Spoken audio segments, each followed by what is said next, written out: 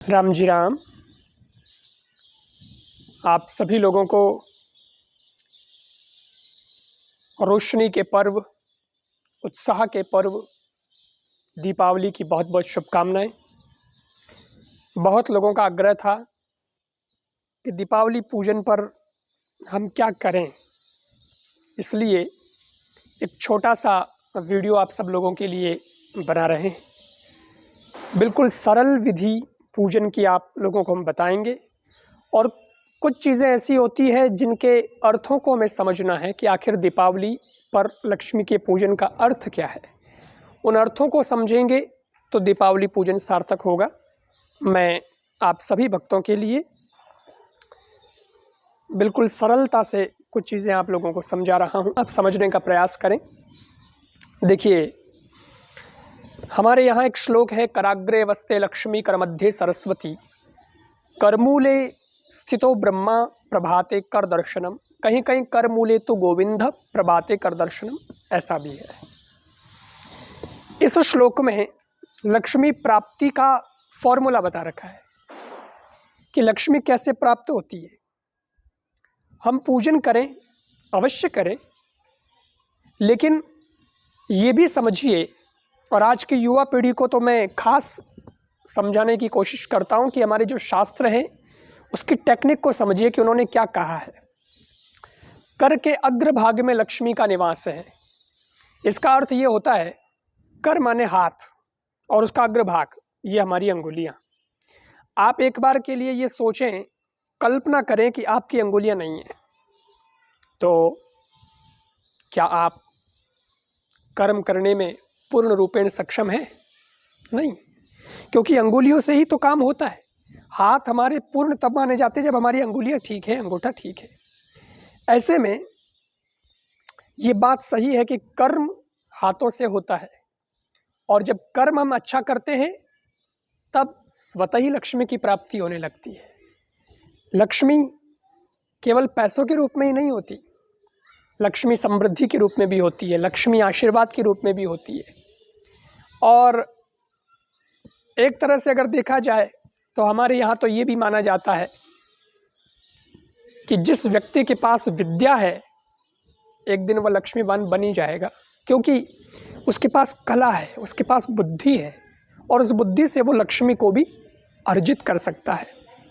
तो कई चीज़ें हैं, कर्म के क्षेत्र में हम अगर आगे बढ़ते हैं तो लक्ष्मी स्वतः हम पर कृपा करती है। मैं कई बार कथा में कहता हूँ कि इस हथेली में रेखा है, लेकिन इन रेखाओं से भी पहले अंगुलियां हैं।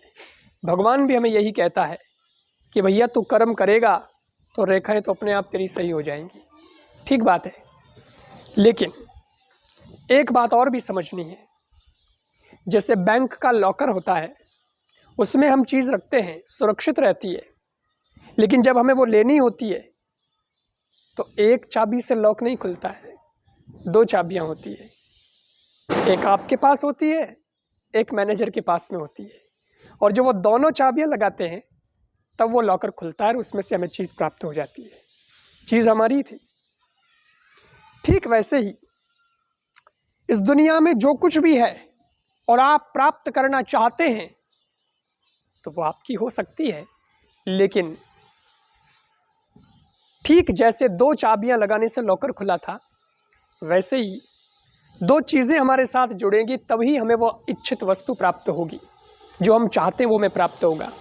एक, हमें कर्म करना पड़ेगा, कर्म की चाबी हमारे पास में है, लेकिन दूसरी चाबी है भाग्य की, और भाग्य की चाबी ईश्वर के पास में है। जब ईश्वर संयोग बैठाएगा, जब माँ लक्ष्मी माँ कृपा करेगी, उस दिन हमारा भाग्य खुलने लगेगा, चमकने लगेगा। और इसीलिए हमारे शास्त्रों में, वेदों में स्तोत्र हैं जहाँ कभी लक्ष्मी जी की बात, श्री सूक्त हैं, माता लक्ष्मी की उसमें वंदना है, और गणपति भगवान का स्तोत्र है। ऐसे कई हैं, राम जी के, कृष्ण जी के, और उनका पाठ, उनका अनुष्ठान करने से हमारा भाग्य खुलता है। कर्म आप करिए और माँ की पूजा भी करिए, और दीपावली पर तो ये विशेष रूप से भाव बना के करिए कि माँ कृपा करें, तो निश्चित रूप से माँ आपके भाग्य के बंद तालों को खोलेगी। क्लियर? अब मैं आपको सरलता से पूजन विधि बता देता हूँ कि क्या करना है।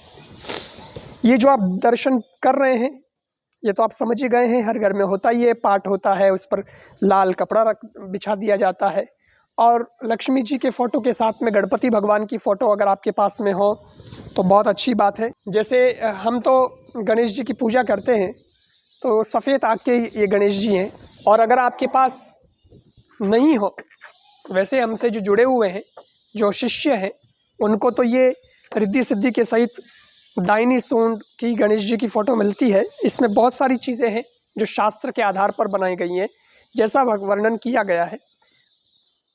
एक तो देखो फैशनेबल होता है, और एक जो शास्त्र ने निर्देश किया है कि ऐसे ऐसे भगवान का स्वरूप है, उसकी कल्पना करके और इसे बनाया गया है, तो वो जो है पूजा के लिए उचित है, योग्य है।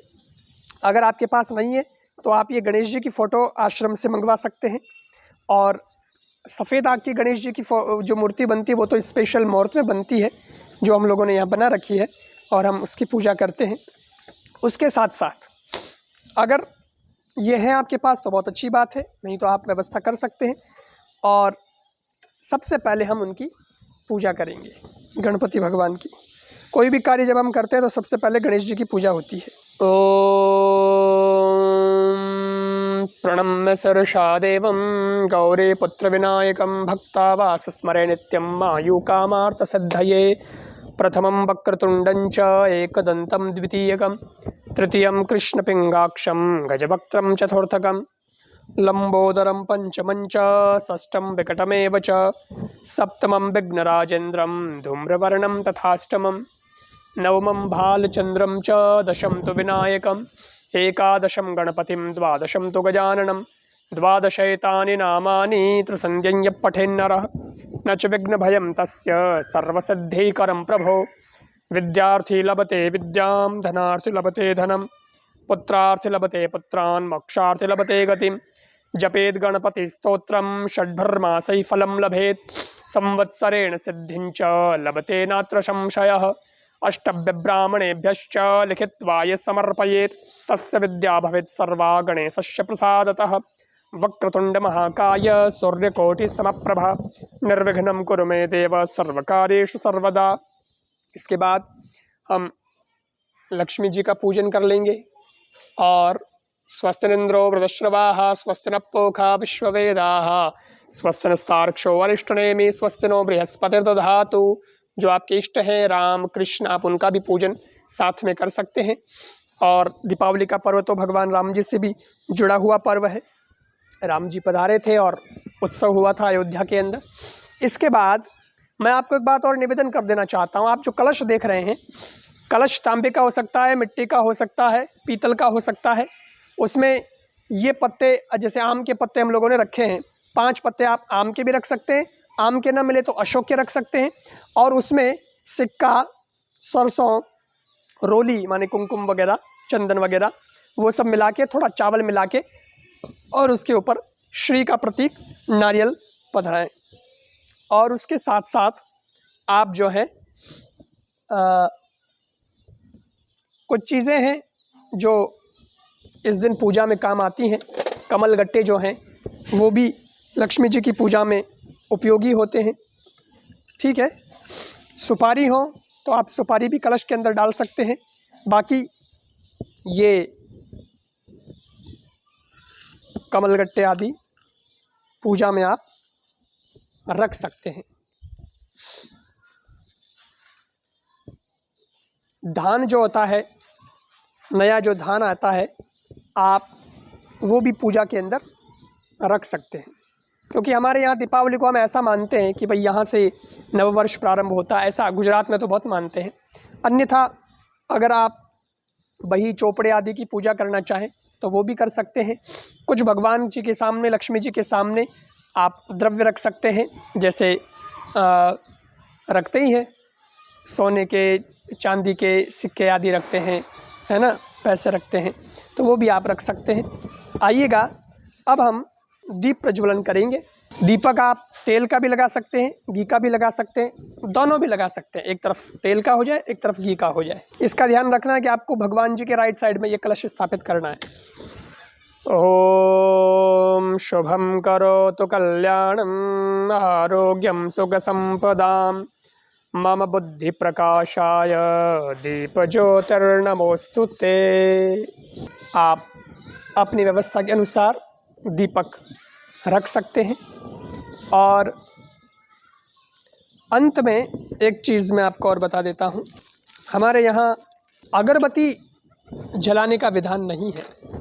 ये तो जब से मुग़ल काल आया तब से जो है लोगों ने अगरबत्ती जलाना शुरू कर दिया। अगरबत्ती में बांस होता है और वह नहीं जलाना चाहिए क्योंकि बांस नाश करता है। तो धूप बत्ती की हमारे यहाँ व्याख्या हुई है, धूप बत्ती का वर्णन है। और धूप बत्ती आप लोग देख सकते हैं कि हम लोगों ने गाय के गोबर से धूप बत्ती बनाई है हमारे आश्रम में।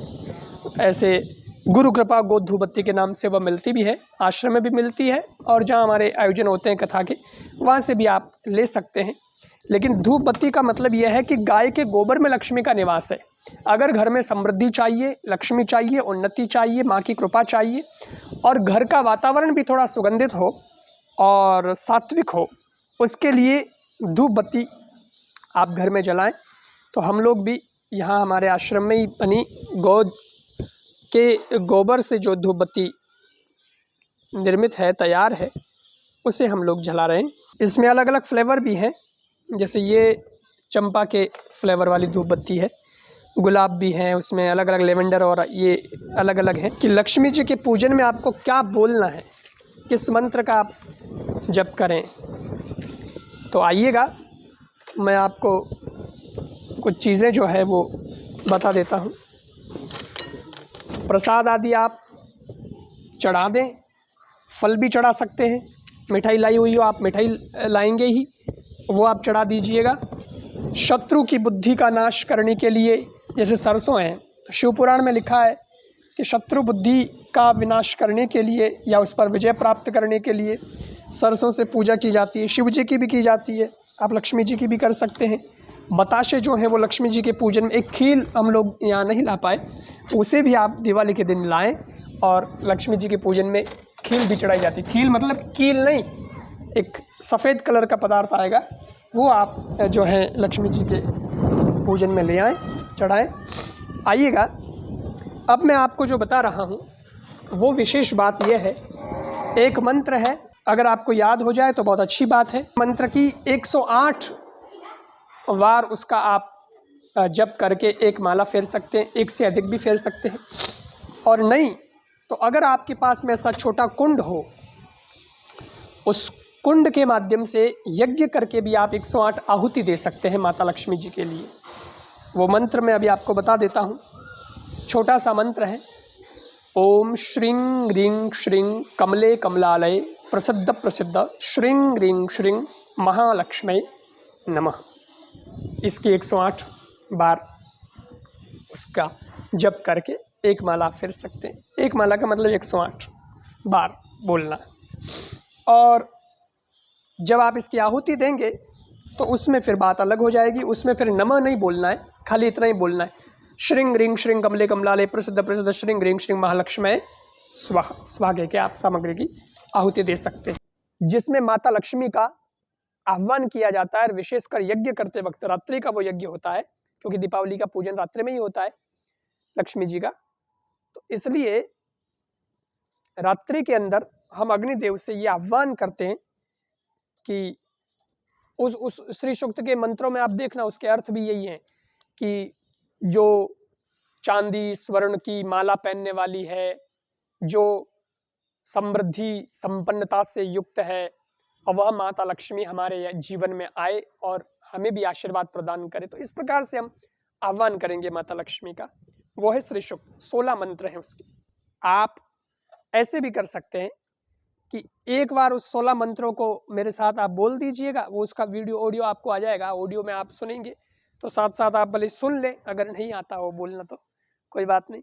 और PDF आपको इंटरनेट पे मिल जाएगा, पढ़ सकते हैं तो बहुत अच्छा है, साथ में उसको पढ़ लें और पूरे 16 मंत्र बोल करके फिर लास्ट में एक बार आहुति दे दें, तो भी आपको एक उसका यज्ञ करने का फल प्राप्त होगा। वैसे 16 आहुतियाँ देते हैं तो बहुत अच्छी बात है, एक एक मंत्र पर, तब तो कहना ही क्या, नहीं तो पूरा बोल के एक बार आहुति दे देना।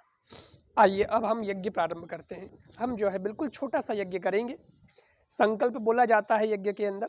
आपको संस्कृत वाला तो आएगा नहीं, हम लोग रोज बोलते हैं, रोज हम यज्ञ करते हैं। आप तो सिर्फ इतना बोल दीजिएगा, आप बोलें तो उस वक्त हाथ में जल ले लें। जैसे संकल्प के समय जल लिया जाता है, तो ऐसा जल रख करके, हम तो संस्कृत में बोलते हैं, लेकिन आप लोग इसको ऐसे भी सामान्य भाषा में बोल सकते हैं कि मैं इस क्षेत्र में हूँ और आज कार्तिक मास की अमावस्या तिथि है, यानी दीपावली का पर्व है, और लक्ष्मी माँ की प्रीत्यार्थ में यह हवन यज्ञ करने जा रहा हूँ, ऐसा कह करके आप जल छोड़ सकते हैं। इसके बाद में आपको 4 आहुतियाँ देनी होती है। आप पहले कर्पूर आदि से, हम दीपक से कर लें, आप कपूर ले आना, और कपूर का इस्तेमाल आप करेंगे तो अच्छे से हो जाएगा। अन्यथा बाट बना के भी आप कर सकते हैं। हम जो है, और इसके बाद हम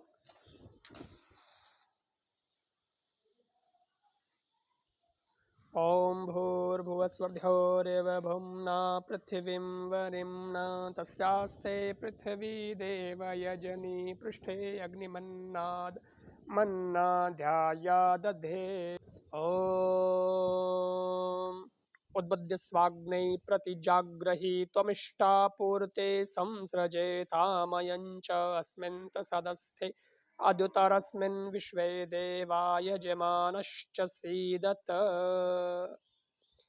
बिल्कुल शॉर्ट में जैसे यज्ञ करने का मैं बता रहा हूँ, विधि तो बहुत लंबी भी है, लेकिन मैं आपको बिल्कुल सिंपल तरीके से बता रहा हूँ कि आप बिल्कुल अपने घर में किस प्रकार से कर सकते हैं स्वतः ही, बिना किसी और सहायता के। इसके लिए आपको बिल्कुल शॉर्ट में हम लोग बता रहे हैं।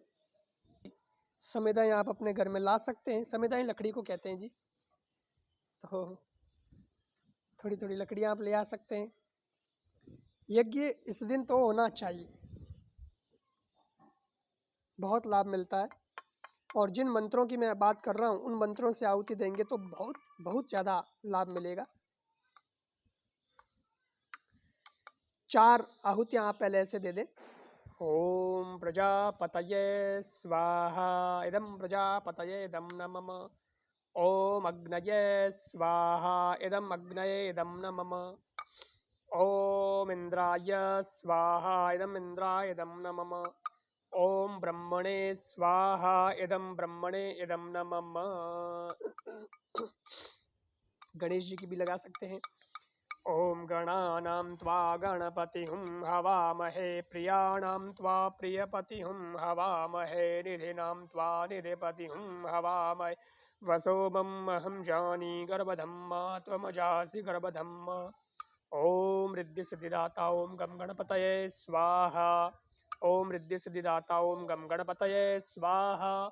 ओम रिद्धि सिद्धिदाता ओम गम गणपतये स्वाहा। ओम रिद्धि सिद्धिदाता ओम गम गणपतये स्वाहा। ओम रिद्धि सिद्धिदाता ओम गम गणपतये स्वाहा। इदं गणपतये इदं नमः। सामग्री रख लीजिए ऐसी। यहाँ आश्रम से भी मिलती है सामग्री अच्छी वाली, और नहीं तो आपको आसपास मिल जाए तो वो जैसी भी मिले, फिर व्यवस्था आप अपना आप कर लीजिएगा।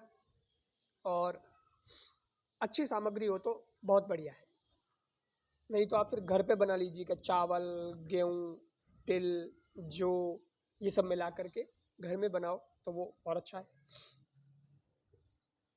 और जो मैं बात आपको कह रहा था विशेष रूप, राम जी का भी हम लोग इस दिन ध्यान करते हैं। आप राम जी की आहुति लगा सकते हैं, 5 आहुति राम जी की लगा लें। ओम लोकाभिरामं रणरंगधीरं राजीवनेत्रं रघुवंशनाथं कारुण्यरूपं करुणाकरन्तं श्रीरामचंद्रं शरणं प्रपद्ये। ओम श्री रामाय स्वाहा। ओम श्री रामाय स्वाहा। बिल्कुल थोड़ा थोड़ा लेना है, ज़्यादा नहीं। घर की छत काली ना हो, इन बातों का थोड़ा ध्यान रख लीजिएगा, नहीं तो कोई पूजा आपको करने ही नहीं देगा। ओम रामाय स्वाहा। ओम रामाय स्वाहा। ओम रामाय स्वाहा। इदं रामाय इदं नमः। इसके अलावा आप माता लक्ष्मी जी का हम लोग आह्वान करेंगे। और या देवी सर्वभूतेषु लक्ष्मी रूपेण संस्थिता नमस्तस्यै नमस्तस्यै नमस्तस्यै नमो नमः। अब ये जो है 108 आहुति आप लगा सकते हैं, अपनी इच्छा पर है। आपको 21 लगाना है, 11 लगाना है, 51 लगाना है, 27 लगाना है, वो भी ठीक है। और 108 लगती है तो और अच्छी बात है। मंत्र है ओम श्रीं ह्रीं श्रीं कमले कमलालय प्रसिद्ध प्रसिद्ध श्रीं ह्रीं श्रीं महालक्ष्मी स्वाहा। ओम श्रीं ह्रीं श्रीं कमले कमलालय प्रसिद्ध प्रसिद्ध श्रीं ह्रीं श्रीं महालक्ष्मी स्वाहा। ओम श्रीं ह्रीं श्रीं कमले कमलालय प्रसिद्ध प्रसिद्ध श्रीं ह्रीं श्रीं महालक्ष्मी स्वाहा। ओम श्रीं ह्रीं श्रीं कमले कमलालय प्रसिद्ध प्रसिद्ध श्रीं ह्रीं श्रीं महालक्ष्मी स्वाहा। ओम श्रीं ह्रीं श्रीं कमले कमलालय प्रसिद्ध प्रसिद्ध श्रीं ह्रीं श्रीं महालक्ष्मी स्वाहा। इस तरीके से 108 आहुति आप लगा सकते हैं। इसके अलावा मैं आपको बता रहा था कि श्री सूक्त जो है उसकी आप आहुति लगा लें। श्री सूक्त के 16 मंत्र होते हैं 16 मंत्रों की रिकॉर्डिंग आपको मिल जाएगी और एक साथ ये मंत्र आप सुन करके अंत में स्वाहा कह करके आहुति लगा सकते हैं। ये इस तरीके से होता है। ओम अथ श्री सूक्तम्। ओम हिरण्यवर्णां हरिणीं सुवर्णरजतस्रजां चन्द्रां हिरण्मयीं लक्ष्मीं जातवेदो म आवह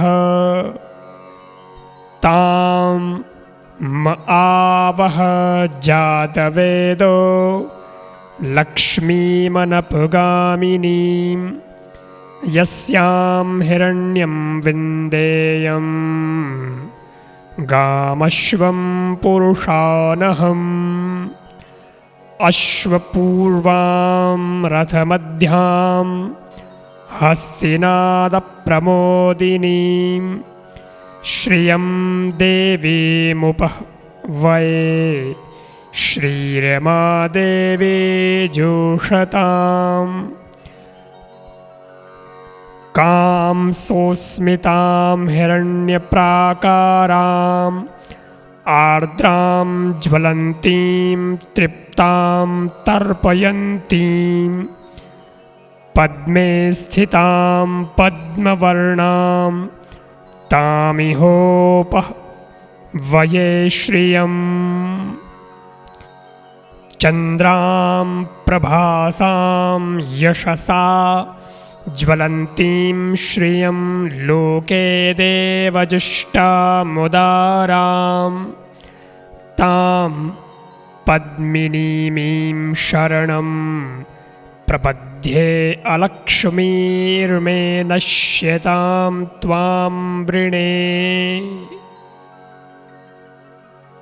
आदित्यवर्णे तपसोऽधिजातो वनस्पतिस्तव वृक्षोक्षबल्वः तस्य फलानि तपसानुदन्तो या अन्तरायाश्च बाह्या अलक्ष्मीः। उपैतु मां देवसखा कीर्तिश्च मणिना सह प्रादुर्भूतोऽस्मि राष्ट्रेऽस्मिन् कीर्तिं वृद्धिं ददातु मे।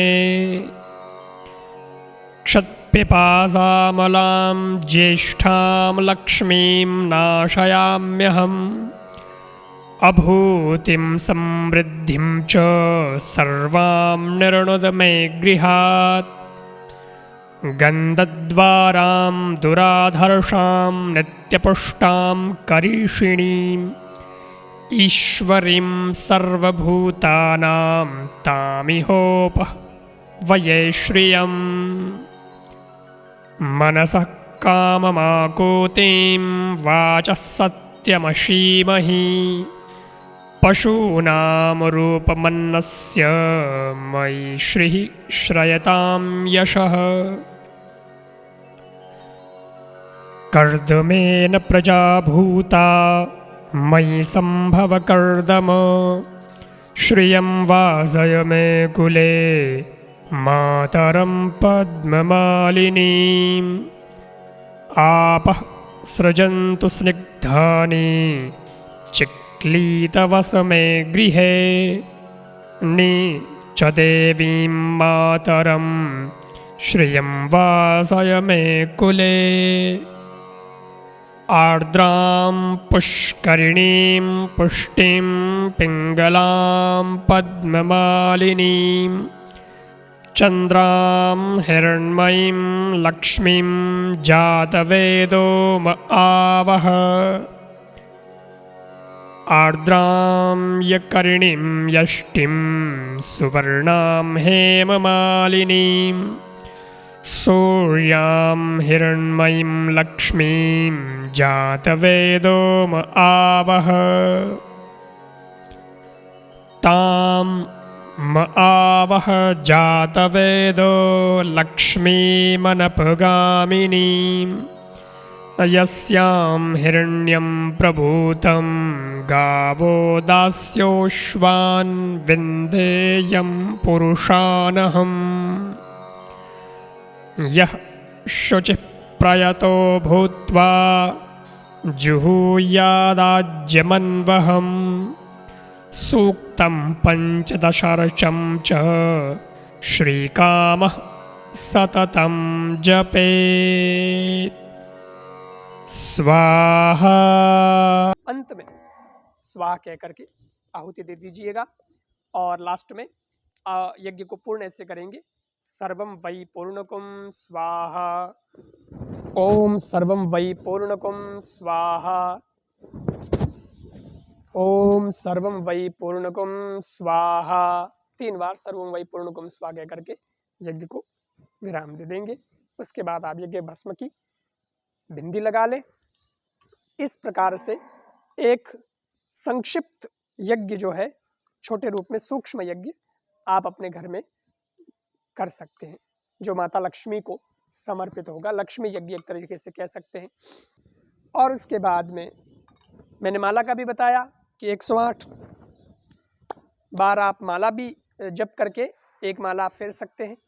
और ये सब होने के बाद माता लक्ष्मी जी की आरती होती है।